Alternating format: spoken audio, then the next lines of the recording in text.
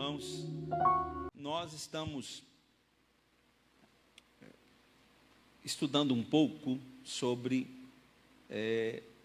o coração de Deus. Nós começamos a falar já há algumas semanas, né, o que de fato, né, está no coração de Deus e aquilo que nós, como igreja, precisamos trabalhar, né, mudar na nossa vida, mudar na nossa igreja, mudar no nosso coração, né. Eu vejo cada vez mais, cada vez que a gente tem a oportunidade de reunir, de encontrar, e ver o quanto que muitas pessoas ainda não entenderam, né, o que de fato está no centro do coração de Deus. Por causa disso, muitos não dão o devido valor àquilo que é estarmos sendo treinados. Como é que você vai para uma batalha sem treinamento? Como é que você vai para uma guerra sem estar treinado, né? Por que os resultados muitas vezes não vêm naquilo que estamos fazendo? Porque às vezes nos falta treinamento, nos falta entender, né, com clareza aquilo que Deus quer para as nossas vidas. E então nós já falamos, né, o que nos dois discipulados anteriores a gente conversou sobre o que move o coração de Deus. Falamos sobre o que move o coração de Deus é almas, né? A preocupação que eu tenho hoje como igreja e o porquê desse ano a gente ter decidido parar algumas coisas para o treinamento foi exatamente o fato de que eu fazendo uma análise da nossa igreja, e eu cheguei a uma conclusão de que a gente estava equivocado na nossa direção, na direção que a gente estava dando para a igreja, né? E veio ao meu coração, então, corrigir isso. E como é que a gente corrige isso? A gente corrige isso, né, a partir de treinamento. Por que a gente precisa insistir com a nossa liderança para estar aqui? Porque a gente corrige isso a partir de treinamento. A gente corrige rota com treinamento. A gente não corrige rota orando, a gente corrige rota orando também, né, Cleide? A gente ora e corrige e ensina. Então, hoje, eu queria, inclusive, tratar com vocês algo assim muito forte e que é um ponto central daquilo que, de fato, deveria ser a nossa motivação como igreja, né? O que deveria mover o nosso coração como igreja? Há uma preocupação nossa com os cultos, há uma preocupação nossa com os eventos, e a nossa igreja tem muito disso. Talvez não, vou trazer para mim a responsabilidade, né? A nossa igreja tem muito disso, a preocupação com os eventos, em fazer bons eventos, em fazer bons movimentos. Mas o que está no coração de Deus não é que a gente fique fazendo coisas. O que está no coração de Deus é que a gente gere. O que Deus quer que o Natanael faça é gerar vidas, é gerar pessoas. Agora, desde a eternidade passada, né, algo que estava no coração de Deus era o desejo de ter filhos. Se você entende isso, diga amém. Né, Deus intentava cumprir esse propósito por meio de Adão. Quando Deus criou, né, o homem, Ele, ao chamar o homem para ministrar na vida desse homem, uma das primeiras coisas que Deus vai dizer para o homem é o quê? Que era para ele o quê? Se multiplicar. Crescer e multiplicar. Mas o homem, desde o começo, né, ele optou por fazer algo contrário àquilo que Deus tinha pedido que ele fizesse, né? E isso veio, de alguma forma, respingando naquilo que a gente chama de igreja. Observem para vocês verem. Hoje a maior preocupação das igrejas é fazer coisas. Presta atenção para vocês verem. Como é que foi aquele evento? Foi top. Como é que foi aquele outro evento? Foi top. Não, aquele outro foi, nossa, você viu? Você viu o evento das mulheres? Top. Você viu o evento dos jovens? Top. Você viu?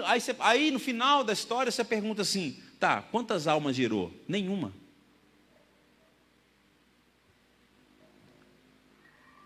Quantas almas foram produzidas? Nenhuma. Quantas almas se renderam aos pés do Senhor? Nenhuma. Então a preocupação que vem ao meu coração é que eu não queria mesmo, mas a nossa igreja está inserida nisso. Nós somos essa igreja, muito preocupada com os eventos, mas que gera muito pouco. Nós atraímos pessoas pelo que fazemos, mas não é isso que Deus quer de nós. Porque na maioria das vezes, quando a gente atrai pessoas pelo que fazemos, nós atraímos crente. Né?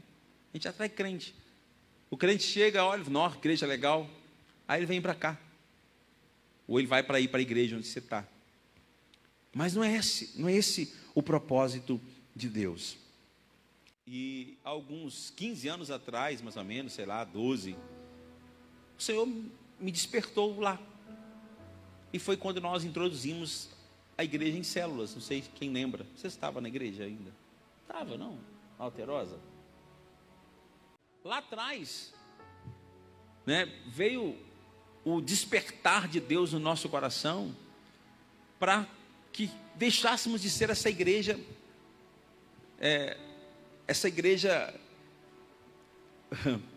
eu fui procurando, tem uma palavra para falar, né, mas essa igreja programa. Lá atrás. E nós começamos assim, de forma tão preciosa, a fazer isso, a deixar de lado os programas e focar no ganhar almas. Quem estava comigo lá vai lembrar disso, né? Foi quando nós abrimos as células, a igreja ainda pequena, houve um crescimento, uma multiplicação de pessoas, muitas células foram abertas, nós conseguimos crescer um pouco.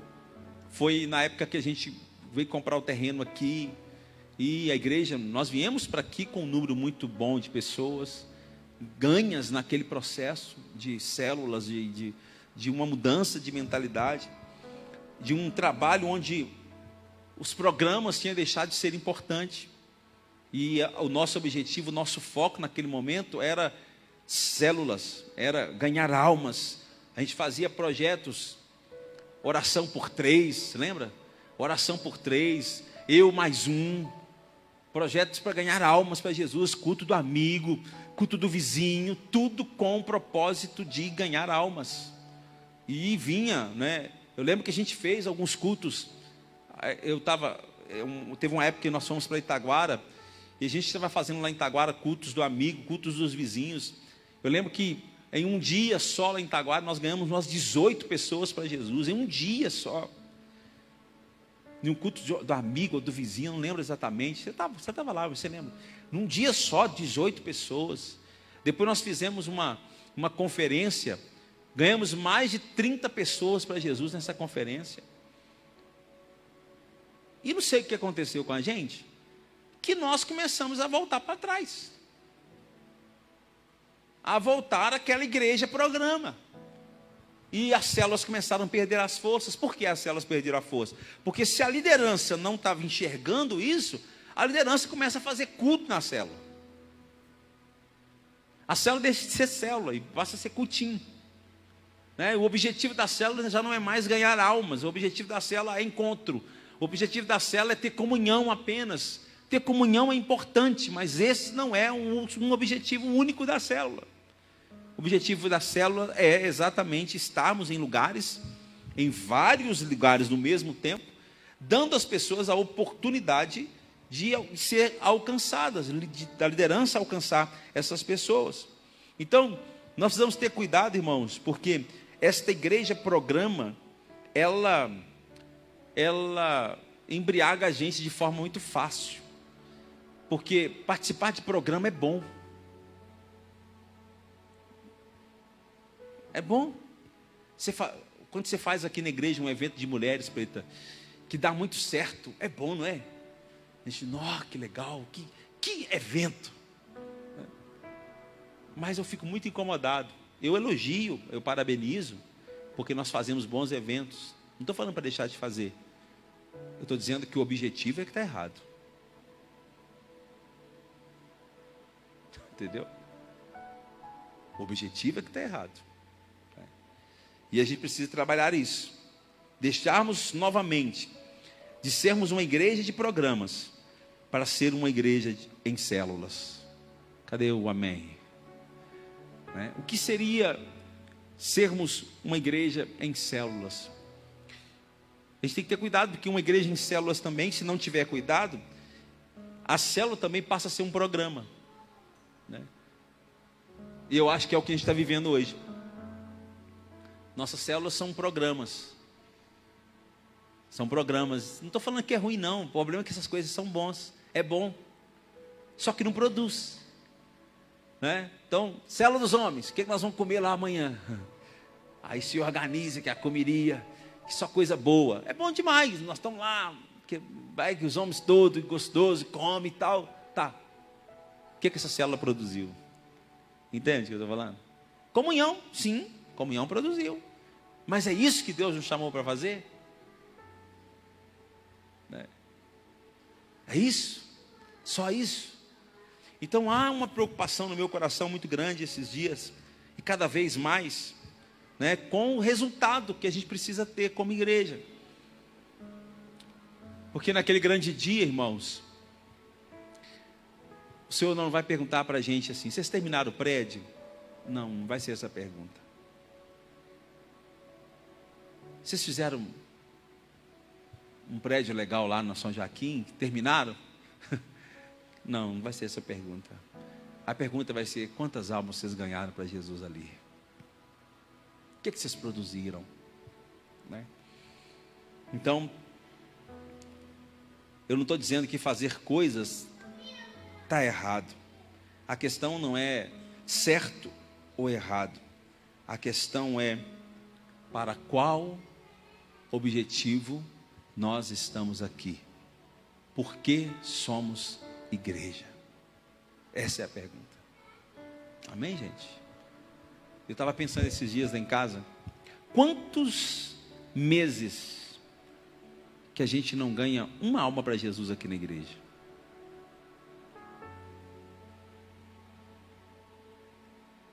Isso para um pastor é frustrante. Isso para o Senhor, eu acho que o Senhor olha e fala assim: vocês são muito bons para fazer, mas muito ruins para produzir. Forte isso, né, gente? Eu ouço isso. Vocês são muito bons para fazer, mas muito ruins para produzir. E aí eu começo a orar e pedir: Senhor, sara-nos. Sara-nos. Quem quer ser sarado aqui? Sara-nos. Sara-nos como igreja, Senhor. Nós precisamos, irmãos. Os que fazem coisas e promovem as atividades realizam coisas louváveis. Eu acho bonito. Nós estamos de parabéns para fazer coisas. Nós estamos de parabéns para fazer coisas. Mas o que Deus tem despertado no meu coração é algo muito mais profundo. A grande verdade é aquilo que está no coração dele, em oposição a essa igreja que faz coisas, essa igreja que só está fazendo coisas. Nós precisamos ser aquela igreja que entende o que está no coração de Deus. E o que é que está no coração de Deus? Deus quer que eu e você sejamos fecundos. Gênesis 1, 28. No começo Deus criou o homem, o abençoou e disse: sede fecundos, multiplicai-vos e enchei a terra. O que está no coração de Deus o tempo todo é: Deus ordenou que o homem fosse fecundo. É como se Deus dissesse para Adão: eu quero ter filhos, criei você para ser meu filho. darei a você a habilidade de gerar muitos filhos à minha imagem e à minha semelhança. Deus planejava que Adão pudesse gerar muitos filhos semelhantes a ele, porque até antes do pecado, Adão era a imagem e semelhança de Deus. Antes do pecado, Adão era a imagem e semelhança de Deus. Deus queria que Adão gerasse filhos à sua imagem e semelhança. Não sei se você consegue perceber isso, mas eu consigo perceber a partir da leitura, que o desejo de Deus era que Adão comesse da árvore da vida. Tanto que ele colocou as duas árvores juntinhas lá no centro do jardim.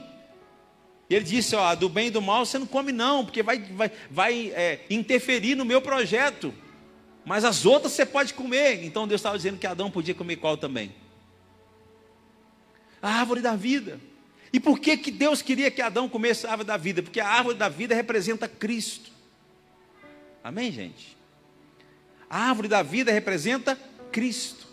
Se Adão tivesse comido da árvore da vida, Adão seria eternamente a imagem e semelhança de Deus. E Jesus não precisava vir depois. Está comigo? Está entendendo o que eu estou dizendo?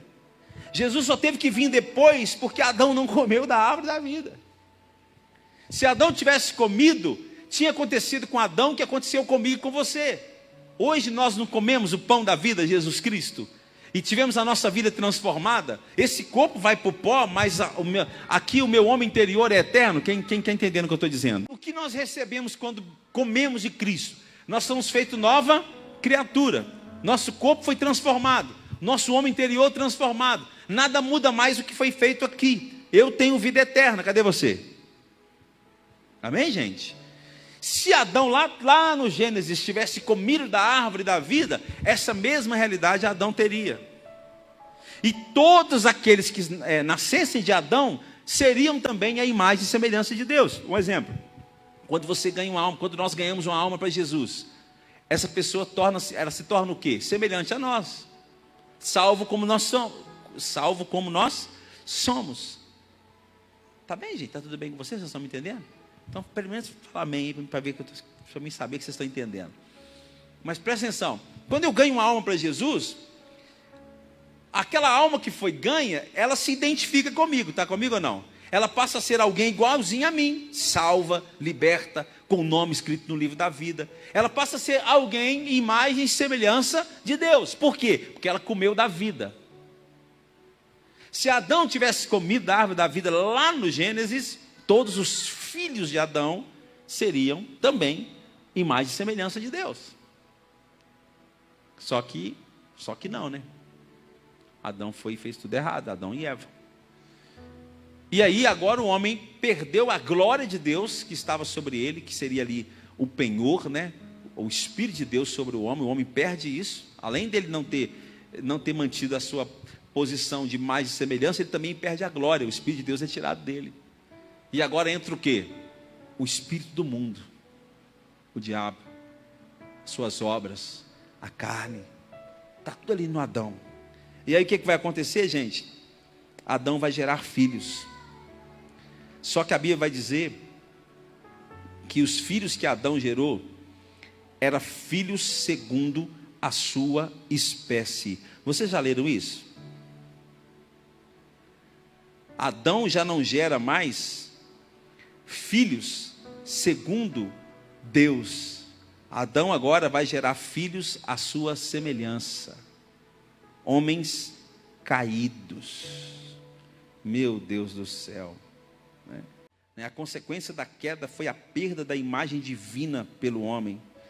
Ao cair, o homem foi contaminado pelo pensamento de Lúcifer, recebendo em si a semente do diabo. E agora esse homem está preocupado muito mais em cumprir o seu propósito de vida. A preocupação do homem agora não é mais agradar a Deus, não é fazer o que Deus quer, o que Deus deseja. A preocupação do homem agora é fazer o que o seu coração deseja. Preste bem atenção. Todos nós tivemos hoje o dia inteiro para trabalhar. Tivemos ou não? Todos nós tivemos. Nós tivemos aí, 8 horas para trabalhar. E trabalhamos. Hoje eu acordei cedo, trabalhei bastante hoje. E aqui estamos nós. Parabéns para você. Mas cadê os outros? Está no homem, sabe? A busca pelo que lhe é próprio, pelos seus desejos, pela sua vontade. Eu estou muito cansado, trabalhei o dia inteiro. Quer dizer, você trabalhou para fazer as suas coisas, mas e as coisas de Deus? Entende? Eu louvo a Deus porque você está aqui, mas eu fico inquieto com essas coisas e peço: Senhor, tem misericórdia, levanta o teu povo, Deus, desperta o teu povo, Senhor, porque há algo que Deus quer que eu faça, há algo que Deus quer que você faça. Você foi salvo com propósito, nós somos salvos com propósito. Deus quer multiplicar os seus filhos por meio de mim e de você. Se você crê e recebe, diga amém. O homem quer agora posição, o homem agora anseia por título, o homem agora anseia por status, o homem agora anseia por um monte de coisa, porque o homem perdeu a glória de Deus, a vontade de Deus saiu do homem, o desejo de Deus saiu de dentro do homem. Agora o homem quer o que o mundo oferece, agora o homem ama o mundo, o homem deseja as coisas do mundo, e por causa disso, o homem vai gerar um monte de gente semelhante a ele. Se você estava dando uma leidinha lá em casa agora, antes de vir para cá, quando nós olhamos para Gênesis, no capítulo 4 e 5, nós vamos ver o retrato das duas descendências, ou das duas gerações que partiram de Adão. Os descendentes de Caim e os descendentes de Sete. Abra sua Bíblia aí para você acompanhar. Gênesis capítulo 4 e 5. Duas gerações representando dois tipos de homens e representando também os dois paradigmas. O paradigma daqueles que fazem e o paradigma daqueles que geram. Aqui no Gênesis vai estar claro isso para nós.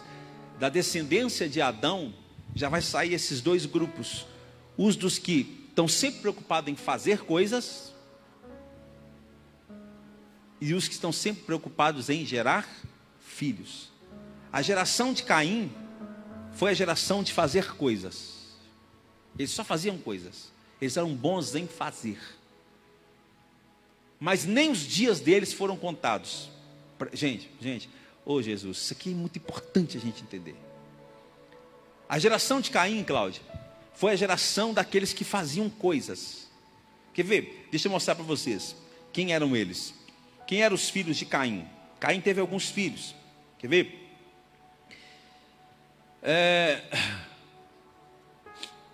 Em Gênesis 4, 7. Primeiro, Caim construiu uma cidade. Já leu isso? Gênesis 4, 17, melhor dizendo. Caim teve relação com a sua mulher e ela engravidou, e ele deu à luz Enoque. Depois Caim fundou uma cidade, a qual deu o nome de seu filho Enoque. Então, imagina nesse tempo aqui, Caim era alguém muito habilidoso e bom no fazer. Ele era bom para fazer coisas. Construir uma cidade naquela época exigia muita habilidade. Quem está comigo? Hoje tem máquina para tudo. Naquela época tinha, mas era muito atrasada. Construir uma cidade naquela época era um negócio, exigia muita habilidade. Mas se a gente continua lendo, lá no versículo 19, né, a narração do texto vai dizer que agora vai chegar em quem, gente? Em Lameque, versículo 19. Lameque, olha lá, e Enoque, Caim teve relação com sua mulher e nasceu Enoque, né? Depois do Enoque, filho de Caim, vai nascer algumas pessoas. Olha lá. Dentre os filhos que nasceram também Lameque, que tomou duas mulheres, uma chamava Ada, outra chamava Zilá. Olha lá. Ada deu à luz a Jabal, que foi o pai daqueles que moram em tendas e criavam rebanhos. Está vendo que eles eram especialistas em fazer coisas. Esse aqui agora era um criador, um criador de tendas. E aí, se você vai lendo, né, o texto, lá no versículo 21, você já vai ver agora também outro descendente de Caim, que é Jubal. Esse cara era bom para fazer instrumento. Ele fazia muitos instrumentos, era bom em fazer instrumentos. No versículo 21, né? Jubal, olha lá, ó, tocava harpa e flauta.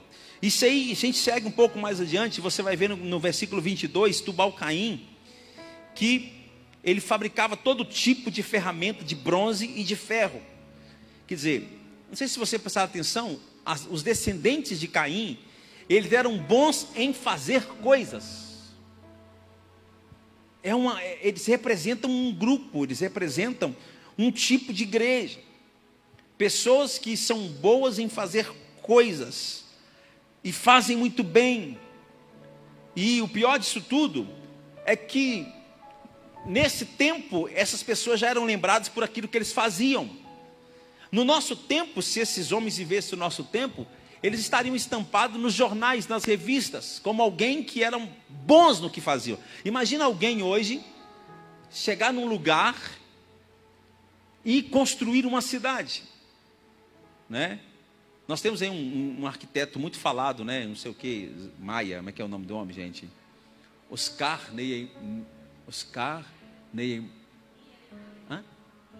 Niemeyer. É um arquiteto, um engenheiro arquiteto, que deixou algumas coisas feitas, mas ele não construiu uma cidade. Presta atenção. Imagina um arquiteto hoje que que chega num lugar e faça uma cidade linda, maravilhosa. Nunca mais esse nome vai ser esquecido. Fazer coisas, escute isso aqui, gente, escuta, gente. Ah, Jesus, eu espero que você entenda o que eu estou falando. Fazer coisas te dá nome. Fazer coisas faz você reconhecido. Fazer coisas massageia o seu ego, porque as pessoas vão reconhecer que você fez. Fazer coisas, quase sempre, vai dar a você uma sensação de valor. Olha, o que eu fiz? Olha que sucesso, deu certo, funcionou.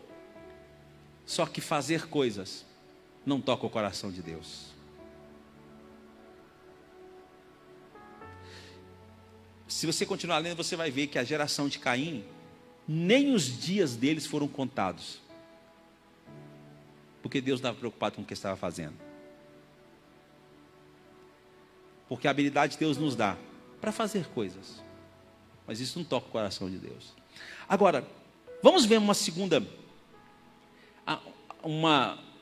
geração agora de Sete, e vamos ver a diferença da descendência de um e da descendência de outro, que está escrito na Bíblia, não é nada, é por à toa, nada é à toa, está aqui por algum propósito. O Senhor mostra para a gente uns que o foco deles era fazer, e outros que o foco deles era gerar filhos. E aí você vai ver, a partir do verso 25, e depois do capítulo 5 de Gênesis, você vai ver que a partir daqui não vai se falar quase nada do que foi feito, mas vai se falar da geração. E fulano gerou fulano, gerou fulano, gerou fulano, gerou fulano, gerou fulano. Está aqui. Vai falar das gerações. Por que isso está escrito? E Deus permitiu que estivesse escrito, não só para falar da geração, mas Deus também fez questão de que tivesse escrito o tempo. Quantos anos essas pessoas viveram? Por que esses detalhes? Porque Deus estava observando o tempo todo. Conta-se os anos daquilo que tem valor, da pessoa que produz. Então Deus está olhando, mais um ano, quantos filhos? Mais um ano, quantos filhos? Mais um ano, quantos filhos? Mais um ano, quanto que esse povo gerou? O Deus está focado na geração de filhos. É o sonho do coração de Deus. Então Deus se preocupa com isso. E é isso que a gente precisa pensar. Olha que coisa interessante. A respeito da geração de Sete, eles não fizeram nem realizaram coisas miraculosas, eles não construíram cidades, eles não eram bons em fazer instrumentos, eles não eram bons em quase que nada. É só você olhar para Abraão. O que Abraão fez de esplêndido? O que ele fez de esplêndido? Nada. Por quê? Porque Abraão preocupou a vida inteira com o quê? com gerar filhos. E passou a vida inteira preocupado com isso, porque o filho não vinha, né? A Sara era estéril. Eu acho interessante a história de Abraão, né, gente? Porque eu não sei por que Deus faz assim. Uma hora eu quero entender, quero estudar isso mais detalhado. Sara era estéril, depois a filha de Isaac era estéril também. Depois a filha de Jacó, depois a esposa de Isaac era estéril também, Rebeca, né? Depois a esposa de Jacó também era estéril. E Deus falando que ia multiplicar. Sabe que, de certa forma, eu tento entender isso. Eu acho que a esterilidade aqui, ela veio para mostrar o seguinte: fazer coisas é coisa humana. Deus nos dá a capacidade. Gerar filhos é obra de Deus. Amém? Fazer coisas, você nasce com capacidade. O Vinícius, Deus deu ele direção, ele mudou de ramo do que estava fazendo. E nem precisou fazer muita coisa, curso ou coisa semelhante. Olhou, aprendeu e está lá fazendo coisas maravilhosas.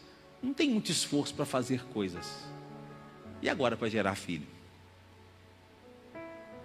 Fazer coisas é obra humana. Gerar filhos é obra de Deus. Mas por que então que eu não gero se é obra de Deus? Porque o seu coração está em fazer coisas. Quanto esforço a gente faz para fazer? Quanto esforço nós fazemos para fazer um evento? Quanto esforço a gente faz para ganhar uma alma? Percebe? Quanto se investe de dinheiro num evento? Quanto a nossa igreja investe dinheiro para ganhar almas?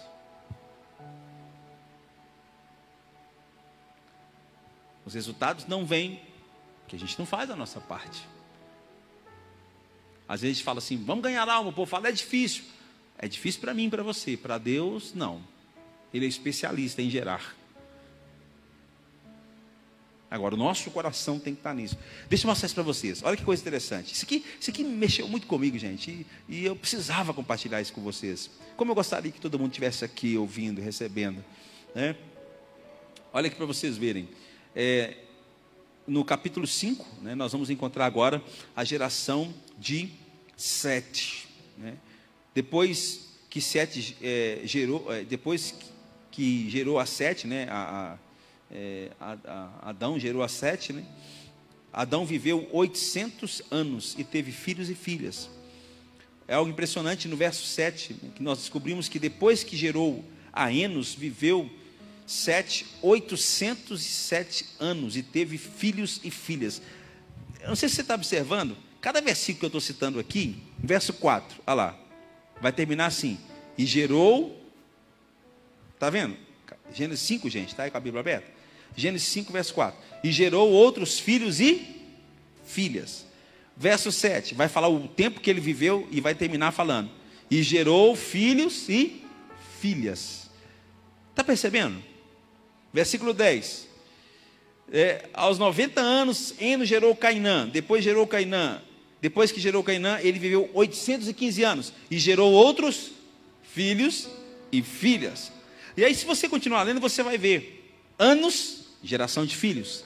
Anos, geração de filhos. A idade e geração de filhos. Então, é interessante porque o fato aqui de mencionar a idade de cada um, em oposição à geração de Caim, indica que eles viveram debaixo do olhar de Deus. Deus estava olhando para eles o tempo todo. Mais um ano, quantos filhos? Mais um ano, quantos filhos? Porque Deus tem prazer em que nós geramos filhos. E quem gera filhos tem o olhar de Deus sobre ele. Amém? Mas a gente precisa como liderança, porque é nossa responsabilidade. Olha para mim aqui, não é minha responsabilidade, é nossa. É nossa responsabilidade trazer essa mentalidade para a igreja. O que a gente valoriza? Né? Eu estou comprometido em falar mais de célula aqui na igreja. Vocês vão ficar meio enjoados. Eu vou começar a falar de célula, vou começar a falar de almas. A fé vem pelo ouvir. Mas você, líder, você precisa reproduzir isso na célula, nos seus encontros, né? Agora, interessante isso, então, que quando o texto sagrado menciona a idade quanto os filhos, isso revela que o olhar de Deus estava sobre eles. Talvez você questiona, né, que tanto a geração de Caim e a geração de Sete, ambos fizeram coisas. Sim, a geração de Sete também fez coisas, mas as coisas que eles faziam não era prioridade. Um exemplo, nós em casa tivemos 2 meninos, e antes da criança nascer, a gente faz coisas, um monte de coisa. A gente compra móvel, compra berço, compra... É fralda, o que mais, Pedro? Me ajuda aí, que eu não sou ruim nesse trem. É fralda. Faz um enxoval completo. Arruma o quarto, pinta o quarto. Tem alguns lugares que eles pintam o quarto, põe papel de parede e faz aquela confusão toda, né? Quer dizer, há um trabalho que antecede a chegada do filho. Esse trabalho, ele é justo. Nós devemos fazer. Agora, do que adianta esse trabalho todo se o filho não vier? Entendeu agora? Então, Deus quer que façamos coisas, sim, focada no quê?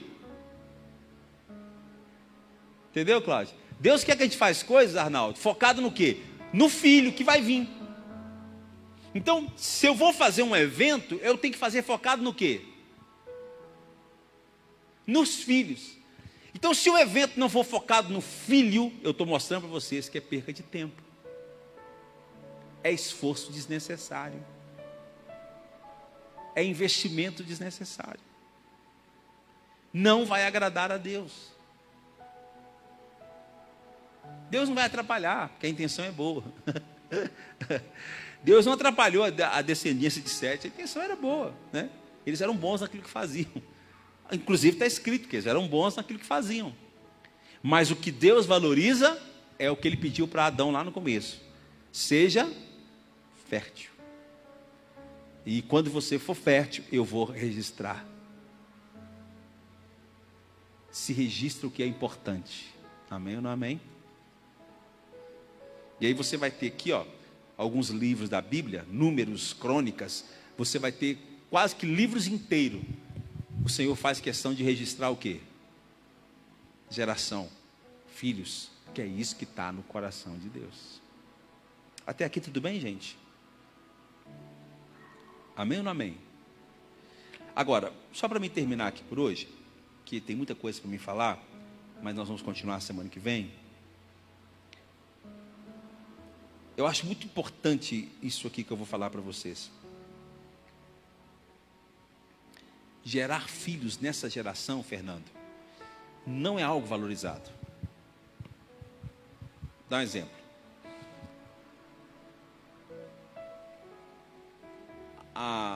Quantas mulheres não ouvem essa pergunta aqui, olha? Quantas mulheres não ouvem essa pergunta aqui, ó? Você é dona de casa ou trabalha fora? Por quê?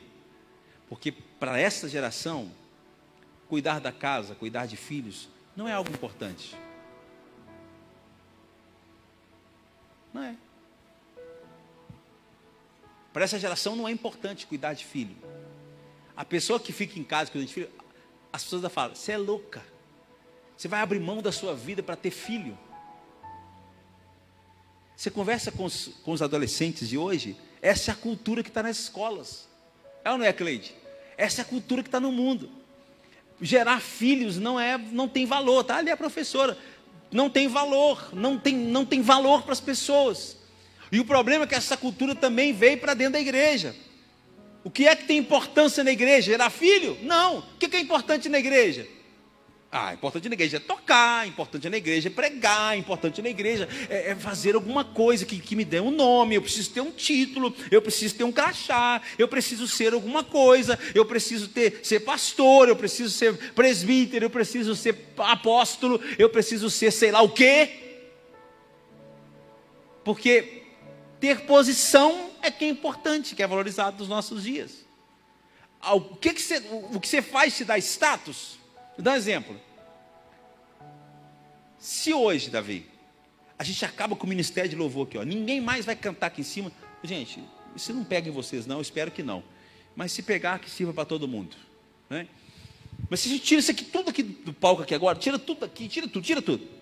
E aqui não vai ter mais plataforma, que é um trem também que tem hora que eu questiono demais. Não vai ter plataforma, não vai ter nada, vai ser tudo aqui no mesmo nível. E todos os ministros de louvor, Cleide, vão estar no meio do povo adorando. É provável que muitos vão para uma outra igreja. Por quê? Porque eu quero estar no microfone. Entendeu? Eu quero ser reconhecido. É a cultura do mundo. É a cultura de Caim. Eu tenho que fazer alguma coisa para me ser reconhecido. A gente pega a banda toda, fecha no quartinho, Davi, vocês vão tocar no estúdio agora, ninguém vai ver vocês não, só o som que vai vir cá para fora. Apóstolo, pelo amor de Deus, faz esse negócio com a gente não. Nós vamos ficar desmotivados. Você entendeu como é que é o negócio? Vai desmotivar. A geração de Caim é assim. A geração de Caim, ela busca reconhecimento. Ela tem que ser reconhecida de alguma forma. A geração de Caim, Fernando, se ela não foi elogiada, ela para de fazer.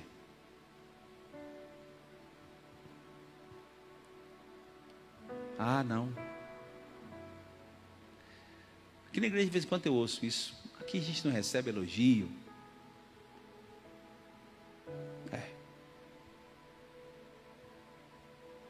É porque a gente está tentando consertar as coisas. A gente está tentando consertar as coisas. Agora, deixa eu falar uma coisa para você. Quem gera filhos não precisa de elogio de ninguém.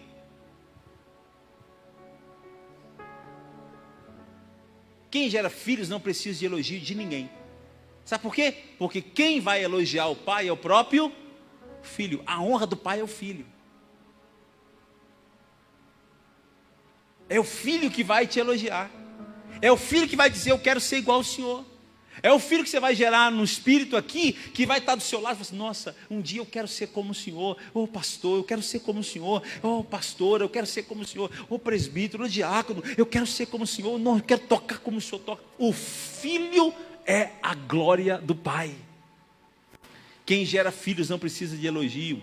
O filho vai ser a sua glória. Está comigo? Mas nós estamos vivendo essa geração onde a gente quer fazer coisas.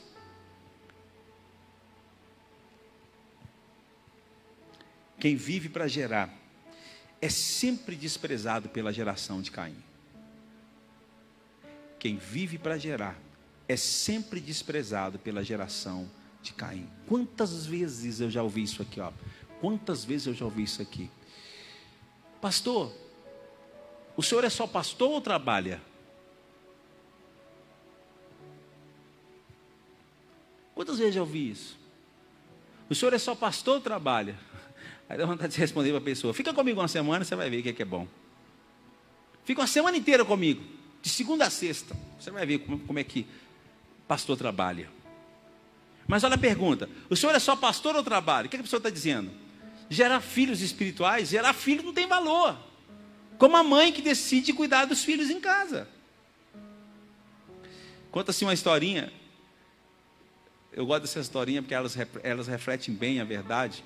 Conta-se uma historinha que um irmão chegou na casa do pastor e chamou o pastor. E a esposa disse assim, não, o pastor está orando. Aí o irmão respondeu assim, Uai, já que ele não está fazendo nada, ele pode ir lá me ajudar num negócio que eu estou precisando fazer. Escuta, orar não é fazer nada? Se preparar para cuidar de filhos não é fazer nada?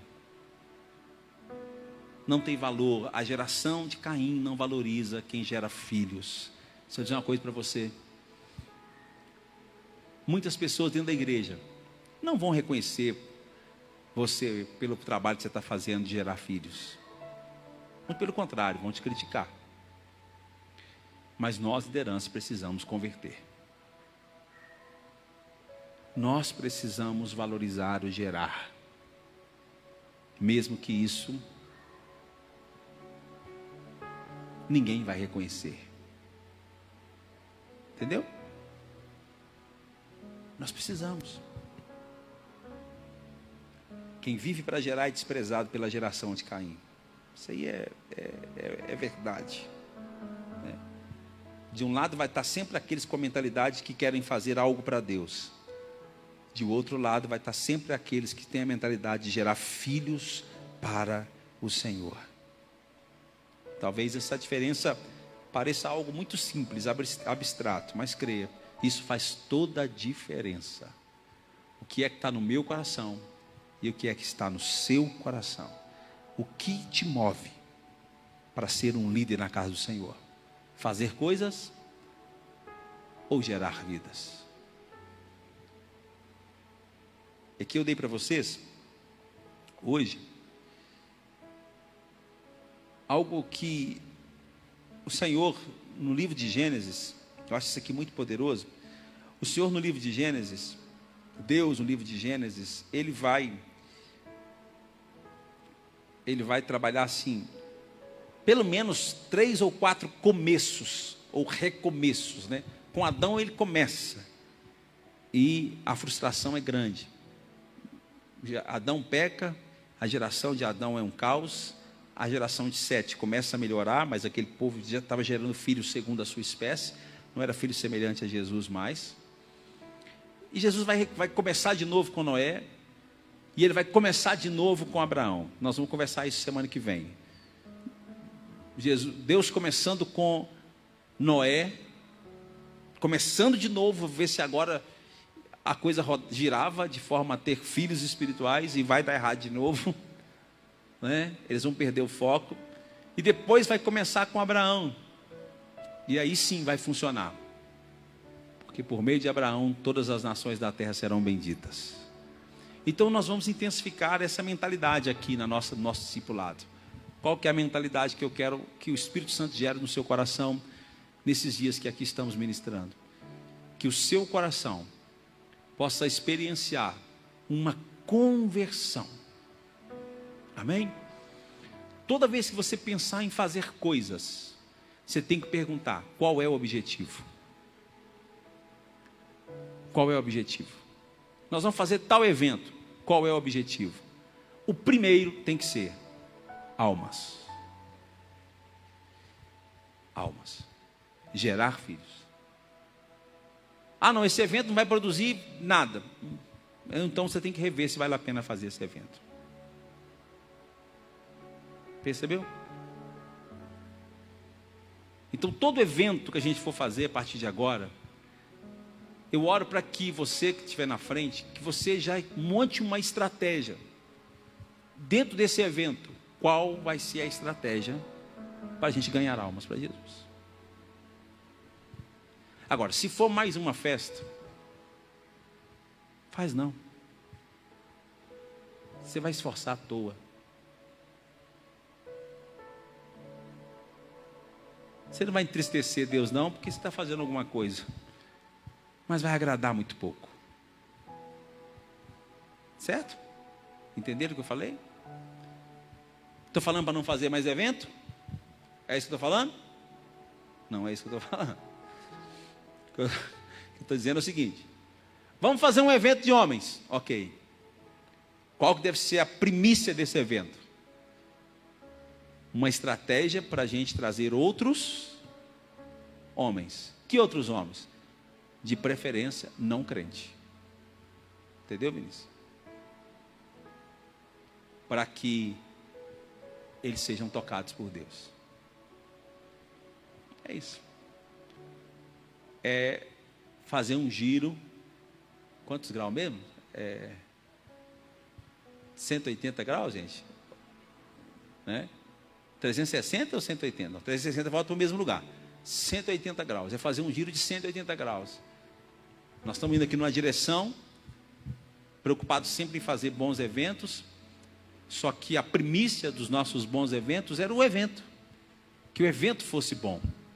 Que o evento fosse interessante. Que tudo fosse feito dentro do evento com muita excelência. Mas qual que era a primícia? Que todo mundo seja abençoado. Mas Deus não quer que a gente seja a geração de Caim. Guardou isso na cabeça? A geração de Caim era boa para fazer coisas. Deus quer que a gente aprenda com a geração de Sete. Tudo que eles faziam era para... Tudo que eles faziam era para... esperando os filhos que estavam chegando. Amém? Vamos ficar em pé? Deus abençoe sua vida. Obrigado porque você veio. Que o Senhor desperte o nosso coração para essa verdade. Que terça-feira que vem você se esforce ainda mais. Tenho certeza que o inimigo das nossas almas vai fazer todo esforço para você não vir. Ele não quer que você ouça isso aqui. Ele quer que você continue fazendo coisas e achando que está bom. Mas o Espírito de Deus está nos dizendo aqui hoje: não está bom. Eu não te chamei para ficar fazendo coisas. Amém? Senhor, muito obrigado. Obrigado porque o Senhor tem despertado o meu coração para essas verdades. E eu estou disposto, Senhor, a fazer o que for necessário para que essas mudanças aconteçam. Estou disposto, Senhor. Então que o Senhor comece em mim. Começa em mim. Começa na minha casa. Começa com a minha esposa, com os meus filhos. Começa com a nossa equipe. Que o nosso coração seja mudado. Que o nosso alvo objetivo seja almas para o Senhor. Que cada postagem que fizermos nas redes sociais ou nos grupos internos, que haja um foco, que haja clareza do nosso objetivo. Que o nosso objetivo seja mais um. Eu quero almas, Senhor. Eu quero almas. Nós queremos ver esse bairro salvo. Nós queremos ver a nossa rua salva. Nós queremos ver os nossos vizinhos salvos. Nós queremos, Pai. Não queremos mais dar desculpa para essas coisas. Nós vamos ser instrumentos para que o Senhor gere muitos filhos.